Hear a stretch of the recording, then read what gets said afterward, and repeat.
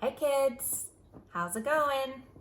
Today's Bible story is called 10 Ways to Be Perfect, Moses and the 10 Commandments, and this is from the book of Exodus in the Bible.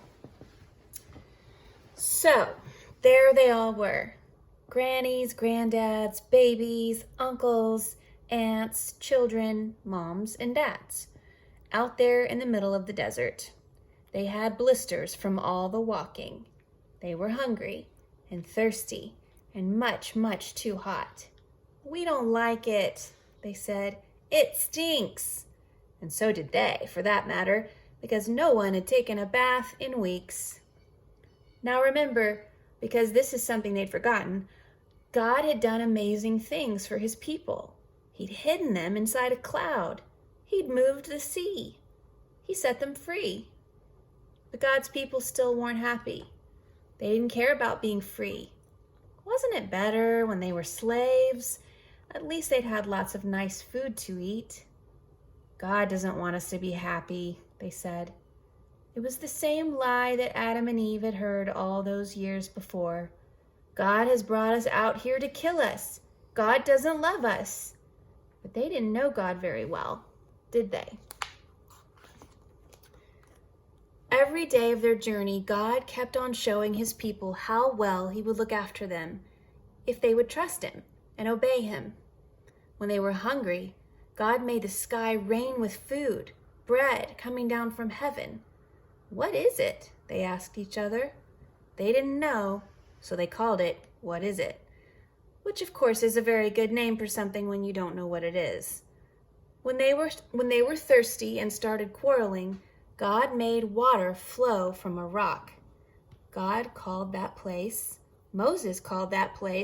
quarreling, because that seemed like a good name too. And still, God's children didn't trust him or do what he said. They thought they could do a better job of looking after themselves and making themselves happy. But God knew there was no such thing as happiness without him. So God led them to a tall mountain. God wanted to talk to his people and show them what he was like. He wanted to help them know him better and tell them about the special land he was going to give them. "The whole earth belongs to me," God said, "but I have chosen you. You're my special family. I want you to live in a way that shows everyone else what I'm like, so they can know me too."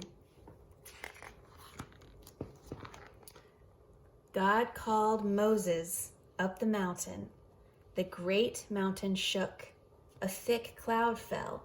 Thunder roared. Lightning crackled. And God gave Moses 10 rules called commandments.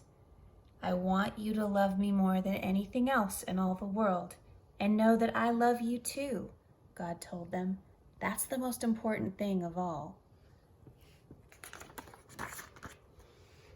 God gave them other rules, like don't make yourselves pretend gods, don't kill people, or steal, or lie. The rules showed God's people how to live, and how to be close to him, and how to be happy. They showed how life worked best. "God promises to always look after you," Moses said. "Will you love him and keep these rules?" "We can do it. Yes, we promise." But they were wrong. They couldn't do it. No matter how hard they tried, they could never keep God's rules all the time. God knew they couldn't, and he wanted them to know it too. Only one person could keep all the rules, and many years later, God would send him to stand in their place and be perfect for them. Because the rules couldn't save them. Only God could save them. All right, tune in tomorrow for our next Bible story. Bye.